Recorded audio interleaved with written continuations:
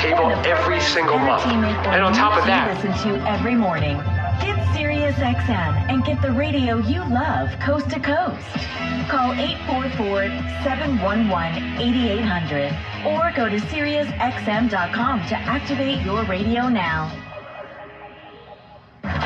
This is where former latchkey kids come to get their 90s grunge kicks. Unlocking a decade's worth of commercial-free alternative rock. Sirius XM Lithium. To listen to Lithium, activate your radio now. Call 844-711-8800 or head to SiriusXM.com/go to sign up quickly. You can unlock the ultimate listening experience in up to 2 cars and stream anywhere with 2 app logins. Enjoy our greatest content, opportunities for live VIP experiences, and prioritize customer care. Plus, get access to over 5,000 audio and video concert recordings through nugs.net. Call 844-711-8800 and become a VIP. Offer details apply. Not available in Canada. Sirius XM. Follow all the action on Channel 92. Scotty Scheffler just makes an eagle at the 8th. Our roster of experts discuss whether Scotty Scheffler will win his second major of the year. Obviously, I love Scotty still. I like him anywhere he goes right now. And that sounds like, oh, no kidding, but it fits him. Coverage of the PGA Championship from Valhalla Golf Club begins Thursday at 2 Eastern on Channel 92 in the car and on the Sirius XM app. There you go now. I think I'm recording. Oh, I see.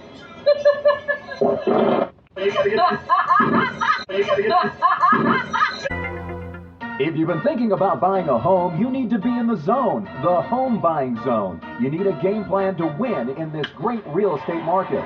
The Big C team at Equity Zone Mortgage has all your bases covered. Whether you're a first-time home buyer, purchasing your dream home, refinancing, consolidating debt, or even considering a reverse mortgage, contact the Big C team at Equity Zone Mortgage today. They have the lowest closing costs and they'll close your loan on time, guaranteed, or they'll pay your first mortgage payment. And they even have a 3.5% purchase down payment grant that can get you into a home with little money out of your pocket. It doesn't get more clutch than that, folks. Score big on the biggest purchase of your life. Call Equity Zone Mortgage today at 1-800-772-8624. That's 1-800-772-8624. Or apply online at equityzonemortgage.com and tell them Big C sent you as heard on the Big C Sports Podcast. License number 018148688. Rondo do Borges, bonjour, benvenuti. Let's get ready to rumble. Welcome to the show. My name is Charlton of Big C Sports. This is Big C Sports coming to you worldwide on the Big C Sports Network, on the #1 network in the United States of America. And Big C Sports has been voted the #1 sports show in the universe, according to me, in this frog in my throat. Today is the beautiful May the 14th. 2024. Today's show is sponsored by your Northern California Cadillac dealers, home of the all-new Cadillac Escalade, this standard in the world. You go buy it, test drive yours, tell them sit ya, with the good Lord bless you. And hopefully the good Lord won't put you too high. That's my favorite thing about it. I want to say what a great day. You got some NBA basketball that's all over this country, especially when you have what happened last night in NBA basketball. We have Oklahoma City Thunder. They came back, they shocked the Dallas Mavericks, and now it seems like they have taken back the home court advantage, if that makes sense to you. And then you got the New York Knicks. They're taking on those good boys from, I'm telling you, Indiana's something else. But they gotta have to go back to New York to win. And then Boston's knocking out Cleveland. And in the West tonight, we have the Minnesota Timberwolves. They're taking on the defending NBA champion, Denver Nuggets. And these are not your original chicken nuggets. These are the fried chicken nuggets, if that makes sense. But they're going to be a tough out in Denver now that they got the group back, the way that I got a group back. That's my story, and I'm sticking with it. I want to say also at Big C Sports Podcast, I always produce the show. I direct the topics. I broadcast all the shows. I do all the sound effects based on the platform provided by the agency. We can all use more laughter in our lives. And then the commercials are done. The stats are provided.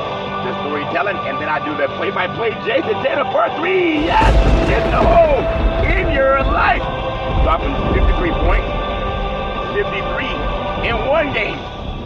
only a 2-game average for a lot of guys. If you're going to drop 53 points in a game, that's what they call a bat mamma jamma. You got to get the ball to the hands of a bat mamma jamma.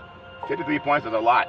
And then, as I tell you, the show's uploaded to 29 podcast platforms out of New York City, and they're streaming on 4 TV platforms: Xfinity, Comcast TV, Apple TV, Roku TV, and Amazon Fire TV.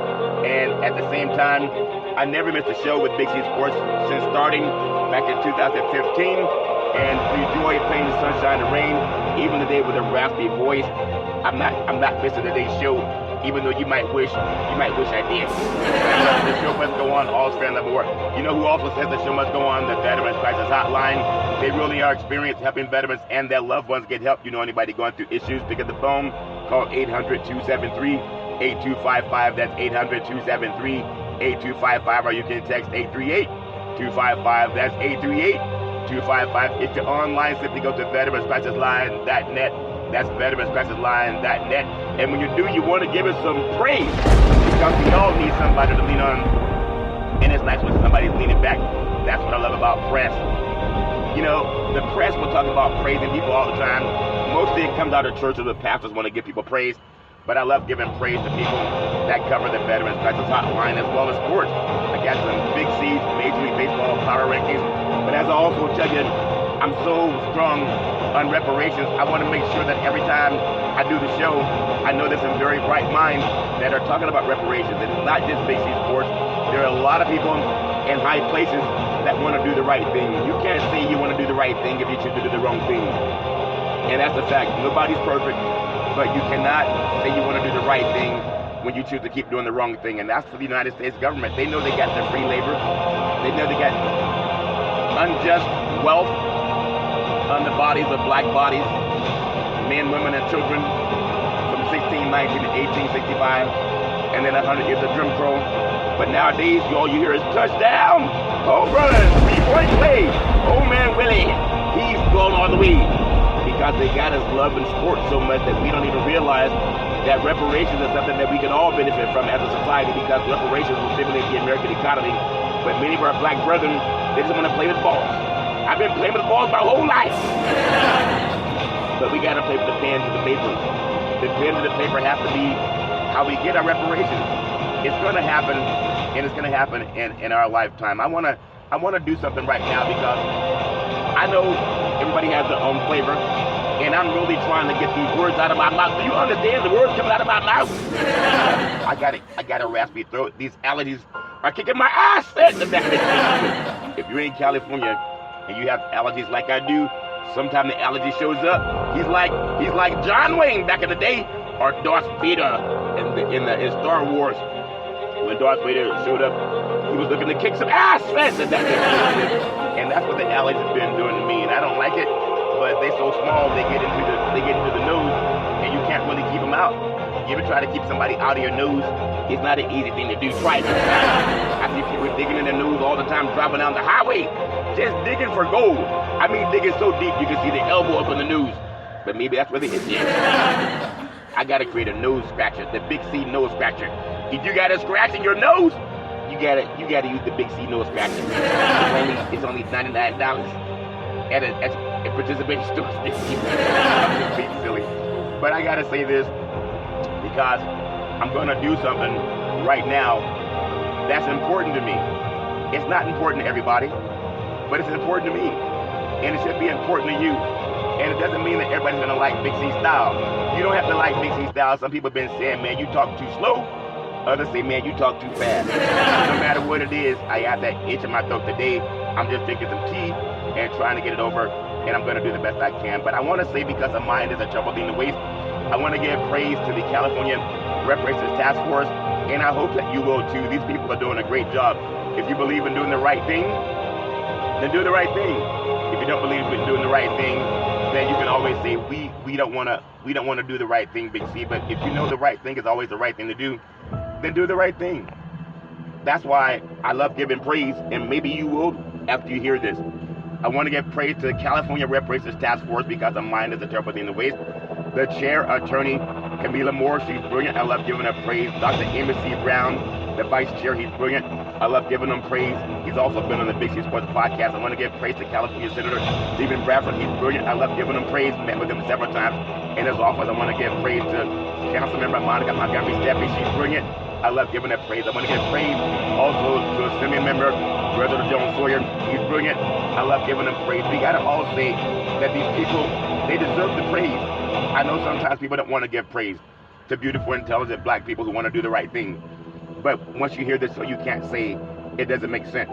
I want to give praise to Dr. Shell Grills. She's brilliant. I love giving her praise. I want to give praise to Attorney Lisa Holder. She's brilliant. I love giving her praise. I want to give praise to Dr. Javon Scott Lewis. He's brilliant. Also a professor at California Berkeley. I love giving him praise. I want to give praise to Attorney Donald K. Tamaki, part of the California Reparations Task Force. He's brilliant. I love giving him praise. Give him praise, praise, praise. All stand up and war. If you can do the right thing, always do the right thing. And now, back by popular demand, well, sore throat and all, I believe in making commercials, and some people say I believe in making infomercials. Well, infomercials are fine with me too, but I'm going to do my best. Unlike most people that make a commercial, they go into a studio, they do 29 takes, and I do one take. If I make a mistake, you hear my mistake. If I don't make a mistake, then you don't hear my mistake. Whether I make a mistake or not, I always rise and shine. The show must go on. And as I say this too for my commercial, I hope you like it. Not everybody says they like my style, but they can't say I don't have a style. What's your style? I believe in doing the right thing. It doesn't have to be me. That's why I love paying homage to people who are doing the right thing. It doesn't have to always be me. That's my straight up ticket with it. I want to give a guide to protect, preserve, and transfer wealth, RDC Development Consulting, Inc., in conjunction with the law office of Scott Thibodeau and the law of George Jones, the Missing Link, Long-Term Care Solutions by the book. Over 3 decades of experience helping seniors get their benefits, Medicare and you, taking care of tomorrow, and healthcare covers Medi-Cal in California. I want to tell you not only that, your family and spouse can avoid the spend down for nursing home costs, and you can find out your options. When somebody says find out your options, this is what you do. Our promise to you, specialized in navigating and maximizing long-term care benefits, protection of your assets without a spend down. All paperwork and communication with all government agencies are handled by a staff of entitlement specialists. Ongoing consulting, provide updates as necessary, benefits covering skilled nursing facilities, prescriptions, medical equipment costs, and more. I want to ask you a question. Do you know anyone who's ever dealt with skilled nursing facilities? Do you know anyone who's ever dealt with medical prescriptions? Do you know anyone who's ever dealt with medical equipment costs and more? Not only that, protection of your assets, including your home, thereby allowing you to leave a legacy for your family, avoiding the nightmare of debt brought by the government's estate recovery program, a one-time processing fee versus monthly insurance premiums for the rest of your life. Give that some praise. But not only that, you're going to get some cough drops too when you do it the Big C team. Asset protection in conjunction with the law office of Scott Thibodeau and George Jones, protection insurance coverage required by a law, general liability, workers' compensation, lawyers specializing in living trust, Medicaid or Medi-Cal planning for long-term care, avoid probate, life insurance, veterans benefits, aid and attendance, pre-planning, and avoid the look-back period. What about fixed assets, your bank account, your checking account, your savings account, money market, certificates of deposit, life insurance with cash values, fixed index annuities? What about variable assets, real estate, qualified money, IRA, 401k, other investments? Avoid capital gains. You buy a house for $100,000, and then next year it depreciates to $1 million. That's a sales class I learned from a real estate broker. Your capital gains will be $900,000. You can avoid that with the trust over 3 decades of experience. Business owners, listen up. Find out your other options to protect what your insurance does not cover. 800-772-8624. 800-772-8624. When you reach out to them, tell them Big C said, "You're Big C with that raspy voice. You really have some cough drops." Yeah, I got some cough drops, but talking. At the same time, when someone says buy my product, you simply ask, who are their references? That's worth 1,000 words. A reference is worth 1,000 words. We have the references of Attorney George Jones, Esquire, Chairman of the California Black Chamber of Commerce, also California Black Chamber of Commerce Foundation. We have the endorsement of Mr. Scott Thibodeau, Attorney at Law. We have the endorsement of Mr. Leon Woods, Resource Development Consultant, works with many of the top lobbyists in California. We have the endorsement of Ms. Cheryl Brown, the Chair of the California Commission on Aging. We have the endorsement of Mr. Ray De La Cruz, the CEO a resource development consultant, have the endorsement of the CalPERS top legal mind, the late Robert Carlson. If that makes sense to you, we have the endorsement of Alex De La Cruz, founder of American Veteran Benefits. Also, Charles Curry, the business development consultant. Also, co-chair of the National Black Wall Street Project. That endorsement. Also, Double O, part of the PAP committee for the National Black Wall Street Project, has our own economic awareness talk show called Let's Eat. It's on Access Sacramento. You can Google it. It's a great show. Any show that's make you hungry. Give it all praise. Give it all praise, praise, praise. Well, that's my story, and I'm sticking with it. As I told you, I'm going to talk about some sports because our country knows that sports is $1 billion industry, and boys and girls sports is the foundation to this $1 billion industry. And what you find out is with Big C Sports, I cover it all. I want to make sure that whatever I do, I give you a place to call and look up the facts, working with many community leaders and civic leaders with the RDC team, and also Big C Sports, and I want to give that the praise. And as I give it praise, I want you to hear something. I'm going to have you listen up to a talk about reparations, and when you hear the talk, you can't say that you don't believe in reparations. You're going to hear about the election coming up. We have President Joe Biden, we have President Donald Trump, they're the front runners, but also presidential candidate Dr. CORNEL West. And of all the people, especially African Americans, or anybody, no matter who you are, if you believe in doing the right thing, do you really believe in it? Or do you just talk? And we have presidential candidates, they say nothing about reparations. But this one does. Listen with your own eyes and ears. Question, Dr. West, when I announced a reparations panel with Dr. Darity and yourself, one of my members said, "Man, what? Dr. West support reparations?" And he said, every time I talk about supporting Dr. West, I had somebody come to me and say, "But Dr. West don't support reparations." So I got a two-part question for you. How do you respond to that? And why is it that you not only support reparations, but you've included it in your presidential campaign? Well, one, brother, is that I've tried to be as true to the quest for truth and justice as I can be. The condition of truth is to allow suffering to speak. Can't tell the truth about America without listening to the suffering of precious human beings, and that's, of course, indigenous peoples initially, and then my ancestors, dignified Africans who were enslaved. Now, I was blessed to sit at the feet of Queen Mother Moore. And my brother talks about Queen Mother Moore, who she was called the mayor of Harlem. I lived in Harlem for 20 years. So she was my mayor. She was one of the great figures that had to break through a tied Republic of New Africa and so on. The same was true with Randall Robinson. Randall Robinson and I shut Harvard down in 1972. I was president of the Black Student Association. He was president of the Pan-African Legal Society. He was at Harvard Law. He comes straight out of Richmond, Virginia. He just passed. We'll never forget him. He wrote a book called The Debt. And Brother Sandy knows that classic. And when he founded Trans-Africa, I was on the committee I was there at the meetings with Danny Glover and Charles Ogletree and others. Charles, of course, my dear, dear brother. He was also my lawyer. He was fighting for reparations in Tulsa, Oklahoma, where I was born. And so I've been part of the reparations movement ever since I was 20-some years old. So I don't know why people say, "Why, Brother West, reparation?" That's like saying I don't love Curtis Mayfield. Come on now. Constitutive of who I am. We spent time in the movement from Queen Mother Moore to Randall Robinson to Charles Ogletree on to, and we should not, it's Darity and Mullins. It's the co-author text with our magnificent sister. True. But this is, as you say, this is the scholarly foundation of any serious discussion about truth and justice as it relates to Afro-American, to Black people's past and present. It's very important. It's not just talking about slavery.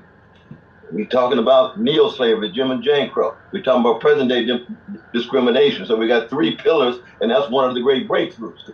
Because Queen Mother Moore and the others primarily talked about slavery, as I recall. And Brother Sandy, you correct me, but I just remember as a young person they were primarily talking about slavery. But this is the most crucial scholarly basis of any discussion. And I always talk about reparations in terms of truth and justice. If you're concerned about the truth of America's past and present, and if you see damage, what kind of repair are we talking about? Like tort law. What kind of repair are we talking about? If you're not interested in truth and justice, then you're not going to be interested in reparation. If you're interested in truth and justice, you're going to be persuaded by the powerful case made, and there's going to be some serious movement as to how we go about doing that. And that's why reparations has always been a fundamental part of who I am. And running for president, of course, it's number one at the top of the racial justice list, tied to a whole host of other things as well, ending mass incarceration. We want schools of quality. We want free health care for folks. We want free education and so on. So that I don't know why people would say that. It could be because of my relation to Brother Bernie Sanders. Because I was with Bernie twice. And Bernie and I had a lot of disagreements. We had disagreements about the Palestinian struggle. We had disagreements about PDS, the boycott, divest sanctions. But he's still my brother. We just got disagreements. That's all. I like what he says about Wall Street greed. How we get egalitarian status of black folk vis-a-vis others. So in that sense, I just don't know why, people would say that. But everybody can't know everything. I understand. Black Americans are somewhere in the vicinity of 13 to 14% of the U.S. population, but possess less than 3% of the nation's wealth. If you were to try to calculate what that meant on average per black and white household, the most recent data from the Survey of Consumer Finances for 2022 would indicate that the average black household has $1.15 million less in net worth than the average white household. And if you were to try to recalculate that on the basis of per person, given the size of black and white households, you come to a figure of about $400,000 per person. If you were to try to total that up across all black Americans whose ancestors were enslaved in the United States, and that's somewhere in the vicinity of about 40 million people out of a total of maybe 47 million black people in the United States, then you come up with a total gap of $16 trillion between black and white Americans in terms of the amount of wealth that black people would have if they had wealth that was consistent with their proportion of the population. And so folks can then say, well, we have this big disparity, but it has everything to do with bad behavior on the part of black Americans. But I think that the clips that you showed us from Dr. Martin Luther King Jr. are clips that really tell us what the origins of this racial wealth gap really amount to. And so I would start with Dr. King's observation that at the end of the Civil War, black Americans are promised 40-acre land grants as restitution for their years of bondage, and that promise is not kept. But at the same time, 1.5 million white American families are given 160-acre land grants under the terms of the Homestead Act of 1862 in the Western Territories. And this is the point where the United States is completing its colonial settler project. And those 1.5 million white families actually constituted somewhere in the vicinity of 10 to 12% of the white population at the beginning of the 20th century. So this is an extraordinary handout, if you will, that's given to white Americans, and it creates the foundation for economic prosperity across generations. So we can think about the phenomenon of redlining as a way in which black Americans were excluded from the full benefits of home ownership, but we can also think about the GI Bill, which was instrumental in building the white middle class in the United States. So returning veterans from World War II received significant subsidies and supports for purchasing homes, but black returning veterans were denied access to the same set of opportunities.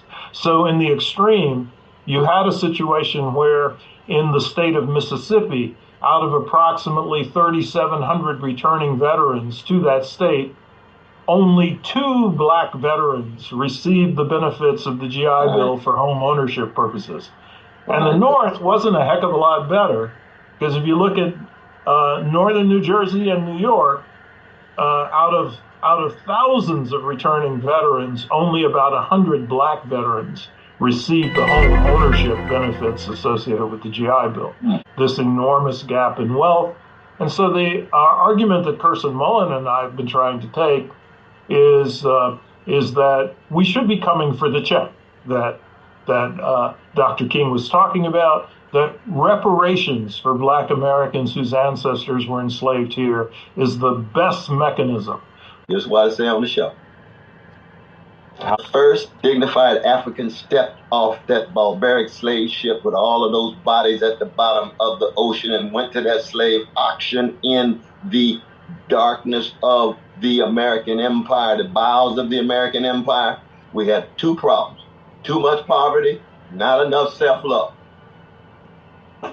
The psychic and the spiritual go hand in hand with the economic and the political.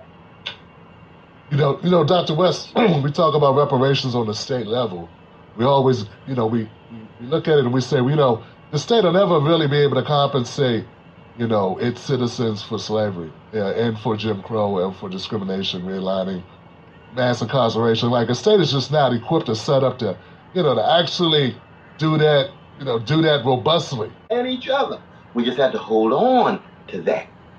And so in that regard, it seems to me that this becomes an issue that we can highlight. And this is, in some ways, I think I would like to see this issue talked about the same way the Palestinian issue is talked about.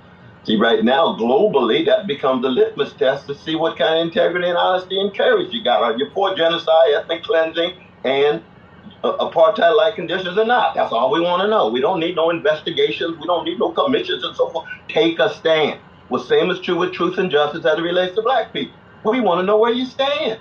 Now, if you're scared, go on and say that. Well, I agree with Professor Doherty, and we know he's been putting in all of this labor with Sister Mullins, but I can't say that because my money and donors and benefactors won't allow me to say that. Then go on and be honest about it. You're scared.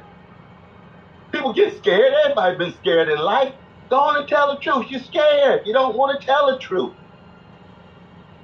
That's what Kat said, right? 2024, the year of truth. Now, I don't believe any of us have a monopoly of truth. See, I'm a Christian, so I know we crack vessels. I'm just trying to love my crooked neighbor with my crooked heart. I know I'm still a Christian in that sense. I don't have a monopoly on it. I'm not self-righteous about it, but I'm not scared. I'm not afraid. I'm not intimidated. That's what we need. And once you have that, then when you look in the eyes of Brother Martin when he was speaking, did you see Harriet Tubman? Did you see Frederick Douglass?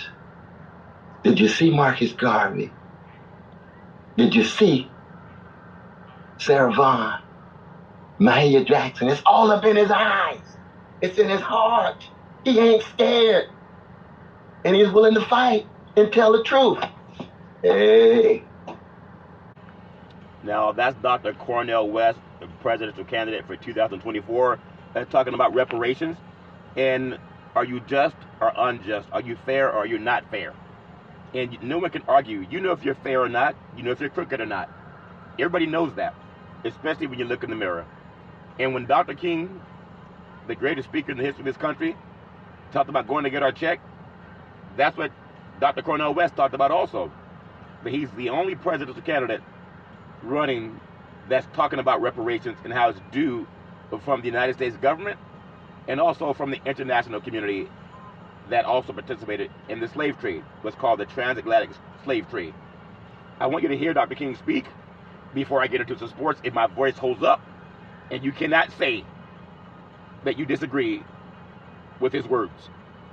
A couple days ago about handouts and how these right-wing memes, these Republican memes, have infiltrated the Democratic debate to suggest that, ending welfare as we know it, all those kind of things are somehow, great and noble things, when we're not dealing with the underlying problem, which is that there's no economic opportunity there because of insane trade policies and because of Reaganomics. And Martin Luther King spoke to this. Jim and Shane, this is clip number 4. Martin Luther King spoke to this some time back in the early 60s. And I thought this was a really interesting quote. Here he is. The problem.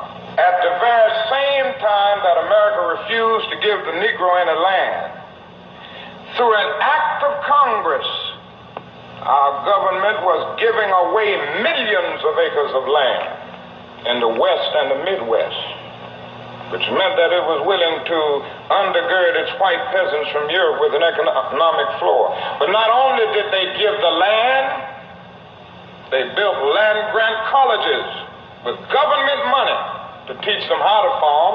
Not only that, they provided county agents to further their expertise in farming. Not only that, they provided low interest rates in order that they could mechanize their farms. Not only that, today many of these people are receiving millions of dollars in federal subsidies not to farm, and they are the very people telling the black man that he ought to lift himself by his own bootstraps. And this is what we are faced with, and this is the reality. Now, when we come to Washington in this campaign, we are coming to get our check. From his speech, The Two Nations of Black America, and it's absolutely brilliant. And the next time some white person talks about, well, I pulled myself up by my bootstraps and my family did too, especially the Bundy boys. I mean, here's Martin Luther King, the Reverend Dr. Martin Luther King Jr. talking about how basically whites stole the West from the Indians with the and didn't just steal it. I mean, murdered them murdered the Indians in the process, and did not give any of these benefits to African Americans for 100 years in this country. It's a strong case for reparations or some variation on it, for rebuilding our cities, for doing right after having done wrong for so many centuries. It is a very, very strong case for that. Reparations now, reparations forever. Reparations now, reparations forever. Well, that's my spirit. I'm sticking with it. I had to get that out there because I love paying homage to the lawmakers, the California Reparations Task Force, also RDC, with the team, National Black Wall Street Project. You have a way to get your entitlements for long-term care. It was signed into law by President Lyndon B. Johnson in 1966. But not only that, I want to make sure I talk about what's going on in NBA basketball. And can you imagine when the NBA starts doing the right thing, like Dr. Cornel West, presidential candidate for 2024, if they start talking about doing the right thing, I think if you just say you want to do the right thing, this country get unjust enrichment. The same way if someone stole your insurance check, it's called unjust enrichment. And you want them to pay it back. Especially if you took them to court and they stole your money, you want your money back. You wouldn't say, oh, that's a long time ago. And we all know that. And that's what I love talking about with reparations. I want to say for NBA basketball, there's so many great things. 5 takeaways from the Oklahoma City Thunder last night when they went down into Texas, and they were down by 10 points. And they had a fourth quarter rally. And you have the great Shai Gilgeous-Alexander. He started off in the fourth quarter, and he showed that he's an MVP type player. I know Nikola Jokic got the MVP, but he started in the fourth quarter, and Dallas faltered down the stretch. And it just me is my own opinion. If I look at the great Luka Doncic, he spends so much time complaining that a foul was not called. He does not get back on defense, and oftentimes we have a 5-on-4 break because he's trying to talk to the official, debate the official to give him a foul. If he were to get back on defense, maybe they would have stopped OKC from winning that game last night. Plus, they missed a lot of free throws. But the Oklahoma City Thunder, they pulled together last night, and they had a 196 win. The Dallas Mavericks headed to the locker room. They realized they missed some opportunities, and they know they missed opportunities. And partly, in my opinion, it's because their team leader, Luka Doncic, he's complaining more than he is playing defense. And the American Airlines Center known, it just squandered a prime opportunity to seize control in the Western Conference semifinal. Not to discredit the great Shai Gilgeous-Alexander. who dropped a third straight game with 30-plus points, like Michael Jordan would do back in the day. But they helped the Thunder even the series at 2 games apiece, and then they head back to Oklahoma City for Game 5. This team is young, and they believe they can win. I still feel that Dallas will find a way to win this series, but I may be wrong. The Mavs shot 6 of 11 from the free throw line, and that's why they ended up losing. You can't do that. You got to shoot better than 6 of 11 in the fourth quarter.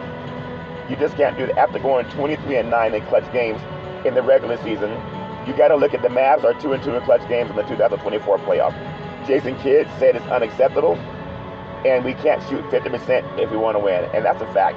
But I do want to champion Shai Gilgeous-Alexander. He scored 22 of his game-high 34 points in the second half. That's without attempting a single three-pointer, while dishing 5 assists and logging 2 steals and 2 blocks. He finished with 8 rebounds and 5 assists. He's 25 years old and now leads the team in scoring, or tied for the club's high in scoring in all 8 OKC's playoff games. He also shot 4 for 7 in the fourth quarter. That's important. The Thunder closed a 28-16 run, and that's why they won the game. OKC had trailed by 8 points with 8 minutes to play. But you have a young team that was going to get the basket. If they missed it, they got back on defense. And then with Dallas, it's mostly Luka Doncic complaining that he didn't get a foul on every call. And to me, that doesn't make any sense. But he did it. But you gotta just credit that young team from Oklahoma City. Now they're going back to their home state where the Black Wall Street, Tulsa, Oklahoma. Remember that? Black Wall Street, where they tore the mob, burned it down, the massacre? And now they got a basketball team back there. But at the same time, I would love to get our black brethren, if you're afraid, like Dr. Cornel West said, if you're afraid to talk about reparations, at least say who made you afraid. That's called the bully tactic. It's like spousal abuse. Tell 911 on the spousal abuser. But you have some athletes that they're afraid for whatever they're afraid of. Just say the name of who made you be afraid. Jason Tatum dropped 33 points. He lifted the Celtics to a 3-1 series lead. And you think about it, Jaylen Brown and Jason Tatum combined for 60 points, and they were able to lead the Boston Celtics to a 109-102 win in Game 4 of the Eastern Semifinals.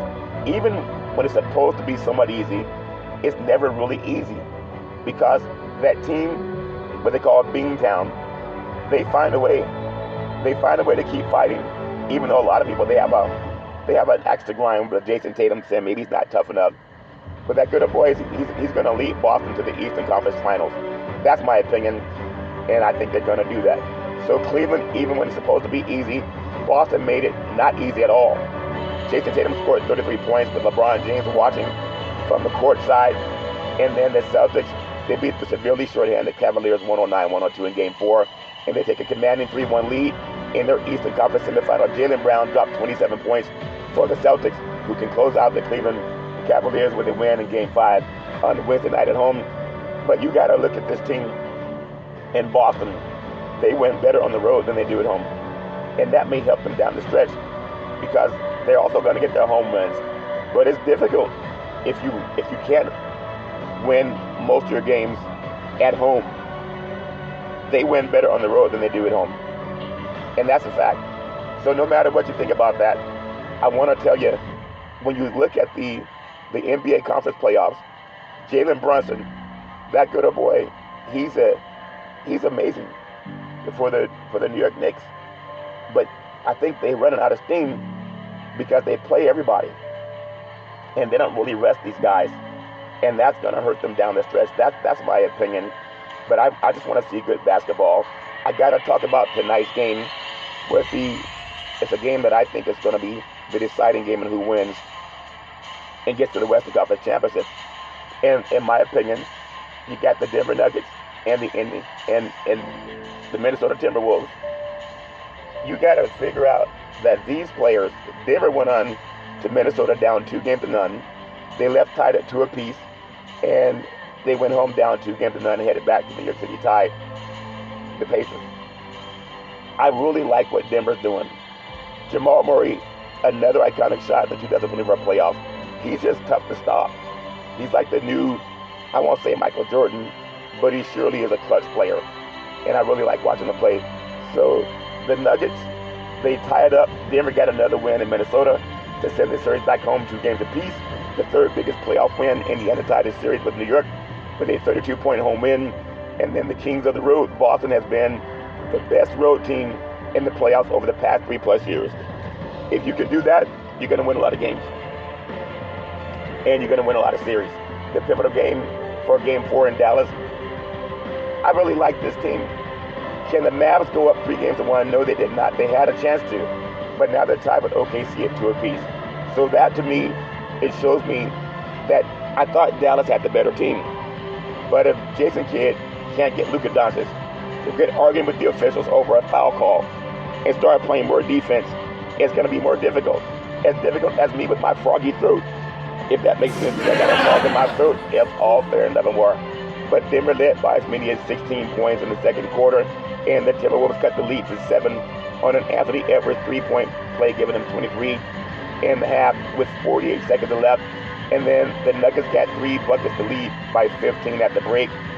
Nikola Jokic, the Joker, the MVP 3 of the last 4 years, he's as consistent as you can count on. He's almost like a walking triple-double. But I got to tell you, Jamal Murray intercepted a pass in the backcourt, took 1 step and lost a 55-footer that splashed the net. You can't tell me he doesn't have that instinct where he wants the ball in his hand at the end of the game, no matter who it is. That's the MVP, which is the Joker. I really like how Murray takes control of the game. He's not trying to give the ball to somebody else. So no matter what you think about Nikola Jokic, as solid as he is, I like and I trust Jamal Murray because he can shoot threes. He can get the ball into the paint, kick it out to his wingman. The Joker, he's solid too. But I still feel like Murray, even though he doesn't shoot the most shots in that team, I think they're both co-MVPs for that team. I know the media's going to vote for the Joker. They already have. But Joker's had 35 points, 7 rebounds, and 7 assists. And Murray, 19 points, 5 rebounds, 8 assists. So the numbers are solid for Joker. But Murray gets the ball to everybody. They combined for 54 points and 15 assists. But the star of the night was the great Aaron Jordan. And I'm thinking when they have Gordon playing, they're going to be really difficult for Minnesota to get a hold of. That's just my opinion. No matter who you like in this Western Conference Final, when you see the big cat going up against the Joker, that's big on big. But I think the Joker has more skills than the big cat. That's why 3 times in the last 4 years NBA MVP. Denver overcame a playoff career high 44 points from Anthony Edwards, who bounced back from a 19-point performance in Game 3 by hitting his first 4 shots in Game 4. Edwards dropped 44 points, 5 rebounds, and 5 assists, became the 3rd player with multiple 44 5-5 games at age 22 or younger, joining the great Luka Doncic and the great LeBron James. And he's only going to get better. The series goes back to Denver and a pivotal game tonight, already underway. Teams are tied for Game 5 of a, think about this, the team that wins Game 5, when they're going in tied in the best of 7, have gone on to win the series 82% of the time. That's 190 wins and 42 losses. And unlike Denver, I think the crowd's going to be nuts. And they came back from 2 games now. They have a lot of confidence. So the road team has won each of the last 4 games for the 12th time in playoff history and the first time since 2021. Can the Nuggets break that trend? I think they will. I think the Mile High City is going to help them a lot. Indiana Pacers, largest playoff win in team history, with the Pacers still buzzing after winning in a Game 3 classic. The great Tyrese Halliburton had a prediction for Sunday's Game 4. He said everybody's going to be amped for that game. Halliburton said it's Mother's Day, and all of our moms are going to be excited. And he's excited. And at the same time, they went back and they held court at home. They say the series doesn't start until you win a game on the road. So obviously they still have a chance to get that done. Indiana faithful, a crowd that included Halliburton's mom. The Pacers raced out to the biggest halftime lead in franchise playoff history and finished with their 3rd largest playoff win ever, beating the New York Knicks 121 to 89 to tie the series at 2 games apiece. Halliburton led 6 Indiana players in double figures with 20 points, while T.J. McConnell became just the 7th player in the past 30 years to come off the bench and post at least 15 points and 10 assists in a playoff game. This team, they have a lot of belief in them now. T.J. and elite company, McConnell became the only Pacer to go 15-plus points and 10-plus assists off the bench in a playoff game. That, to me, their players are young. They're not intimidated by New York and the 32-point margin.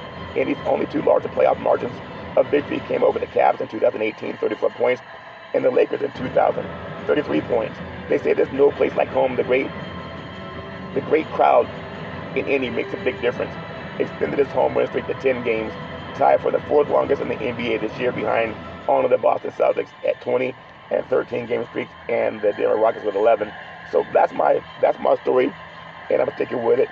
I gotta tell you something else that's important, as I'm gonna take the Big C pause to rest my throat, and I'll be back in just a moment. All right, I'm back from the Big C pause, also known as the Big C timeout. You can follow Big C Sports 24 hours a day, 7 days a week on 29 podcast applications all over the universe. I want to close today's show. I talked about some NBA basketball, and hopefully what you're going to hear now is more important than NBA basketball. At least we may have the tools to make that struggle happen in the present moment, given the current attitudes. And I think it's because of that change in white attitudes that we have had the reaction that we have observed in states like Florida to so-called critical race theory, which is really an assault on teaching the truth. That's you right. use the term truth and justice. It's an assault on teaching the truth about American history. That's exactly right. And I want to remind the readers that the first epigraph in this book, Introduction, Standing at the Crossroads, Ella Baker. In order to see where we're going, we not only must see where we have been, but we must also understand where we have been. And then Frederick Douglass, Celebrating the Past, Anticipating the Future, 1875. We won't read all of it, but it reads almost word for word of what Martin said. The 4 million who were released, emancipated, and then just thrown into the whirlwind, thrown into the hurricane, thrown into new forms of white supremacy with no help, and then you wonder why somehow they're not competitive. So it's that connection of the best of the past, the courage in the present, and then like Duke Ellington say, it don't mean a thing if it ain't got that swing. And what he was talking about is, don't accept the notion that there's no alternative. Play the flat note, stay in the minor key, go under the note, go on top of the note. You're going to find a way out of no way. That's the history of black people at our best. We crossed the Jordan and see Pharaoh on both sides. What we going to do? We're going to keep fighting anyway. We're going to keep laughing. We're going to keep loving. We're going to keep swinging. We're going to keep organizing anyway. Why? Because what is impossible, when it's achieved, people say it's inevitable. No. It was those who understood what you said was impossible became something to fight for anyway. And you end up creating some beautiful, beautiful things. Like Sun Ra. Black people tried everything possible. Let's try the impossible. Come with me on the mothership. Listen to my orchestra. This is before George Clinton. This is before Funkadelic. Come with me on the mothership. I'm going to take you to Pluto tonight. Okay, Clarence, that's his real name from Alabama. Okay, Sun Ra. Okay, go on and take us to Mars tonight. In about the second hour, you say, this brother's telling the truth. I feel like I'm levitating. What is going on? He done confronted what looks like is impossible, and he done helped change my life. See, that's a beautiful thing. Some of us found it in the church with Jesus, but you're looking for breakthroughs. Somehow you get a breakthrough because everything seems impossible. That's what we're talking about. From here to equality. How you gonna do it? Just read the history of these great people. At our best. And they talk about the cowards and the thugs and the gangsters. I'm talking about the best of black folk. That's what we're talking about. And that's very much, what our discussion, both in the campaign and the movement, is all about. Can white America handle black America having autonomy in this country? This is not a new phenomenon. Well, it is a new phenomenon that black folks are able to have control over their own bodies. Can they grapple with black people as a whole demanding anything of this sort? So I guess what I'm trying to get at there is we try to get white folks to join us in this movement, are we at risk of diluting our demands? Are we making demands, or are we making asks? Are we making pretty please could y'all consider maybe treating us like human beings and giving us what you would want if it was you? Or, are we at a risk of doing that? Or how do we proceed to gain, allyship? I believe we need allies, but at what cost are we trying to attract those allies? Hi, my name is Ron.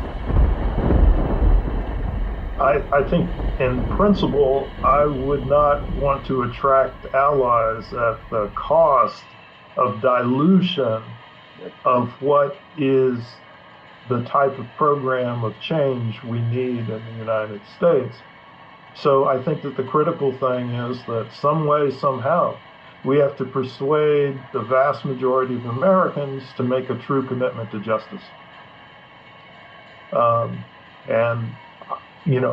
not an expert on how you do that, but that's the task.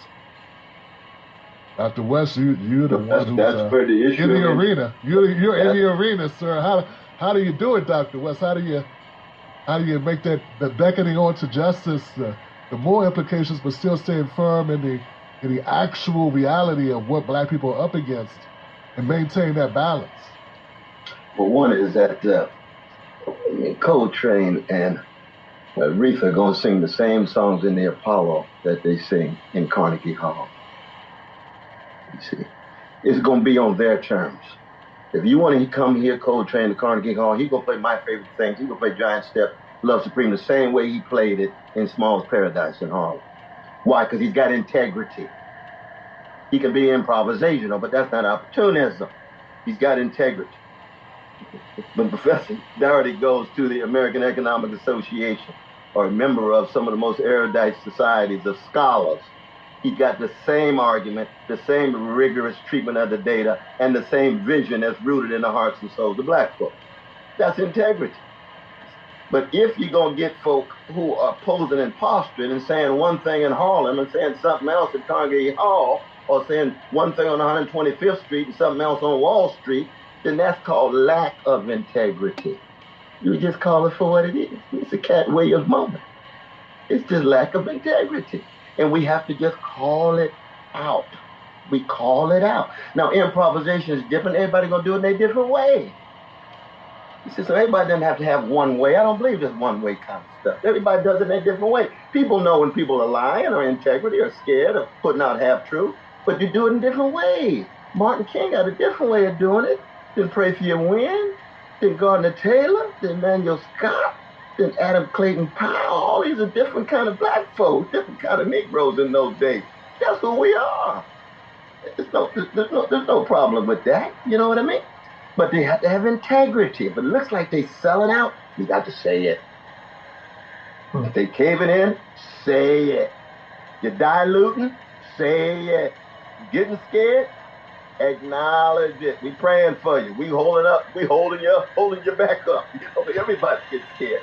You need to be pushed or get out of the way and let somebody else do it who's got the backbone. That to me is the crucial thing.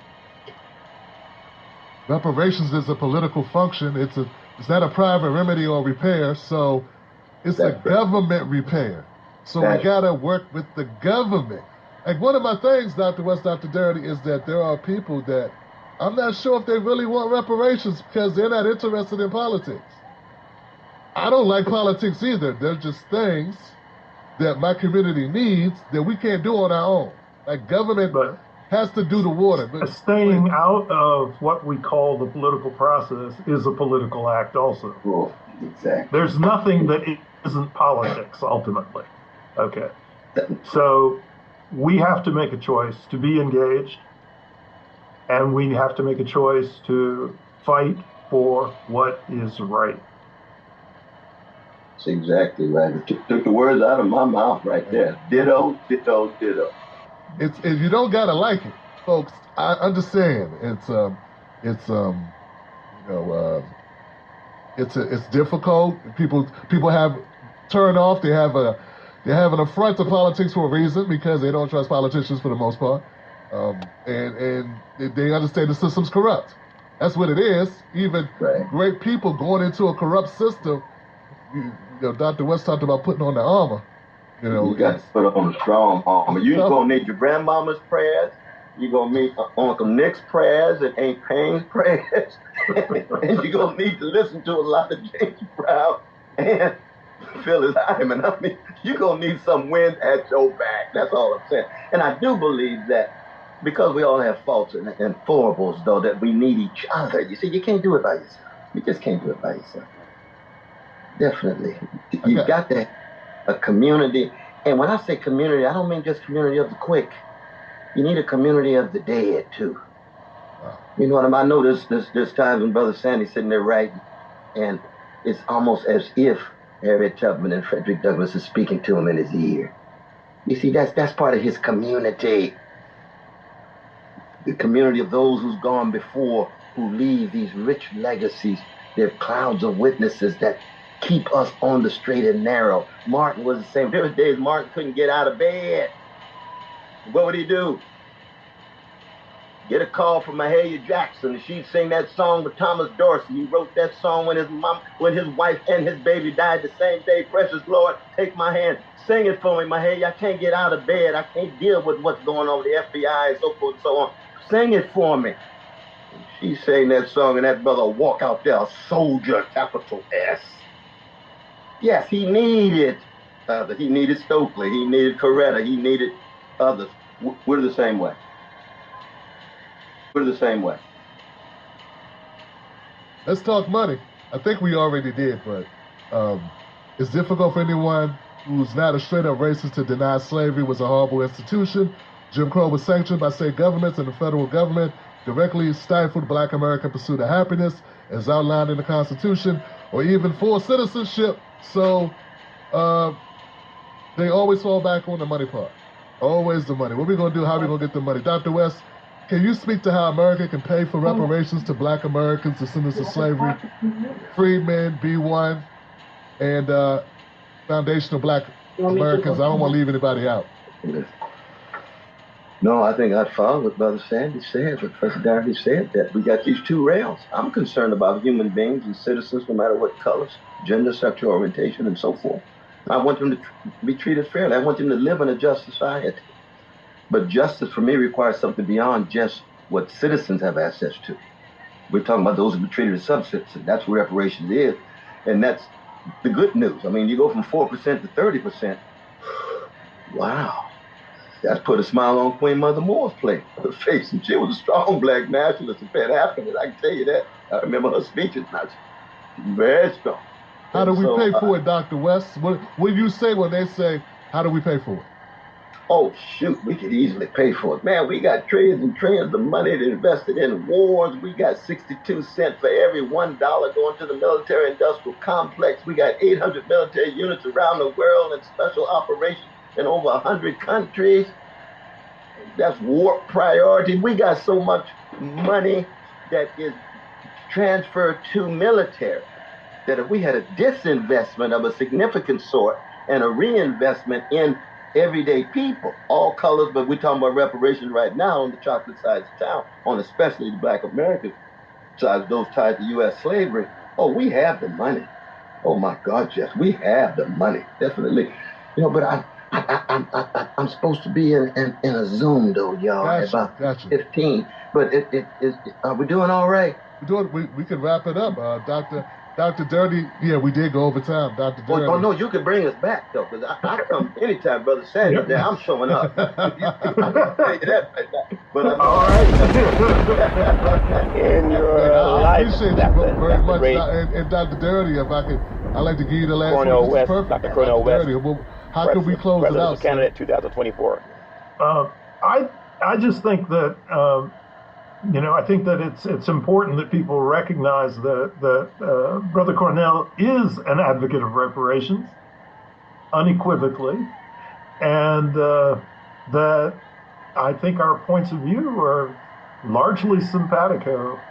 And so, if people want to hear more about the content or specifics of what a true reparations program should look like, I'll be glad to communicate with them at any point.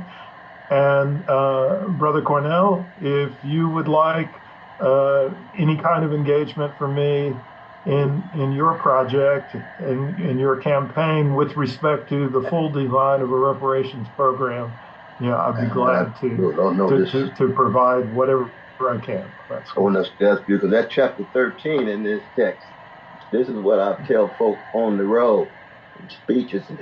Just read chapter 13 to get a sense of what the framework is, what the content is, and so forth. From here, so we'll be in much closer contact as things proceed in this regard. But I thank you, Brother Tim, for all of your magnificent support and love, and love is always it's critical. You help all of us to think critically and Socratically with serious courage, and then still come down on the side of the least of these. This is the key. And that's one of the keys that's always unlocked the door to the black freedom struggle. That's what makes us, in part, such a world historical people. It's hard to be hated for this long and still dish out all the love that we do. We never lose that great tradition. It's getting weak, but we're not going to lose it. No, not at all. But I know we got to run. Okay. That's it. Go see Dr. Cornel West. CornelWest24.com. Dr. Dirty, From Here to Equality. Pick up the book on Amazon. I love y'all. Thank you for tuning in. Thank you for facilitating this conversation. Absolutely. Much appreciated. Absolutely indeed. Brother Sandy, God bless you and your family. God Take bless care, you, man. Happy New Year. Happy New Year. Thank you, Brother Tim. Reparations now, reparations forever. I thank you. I appreciate you. And I hope that you have a super fantastic day.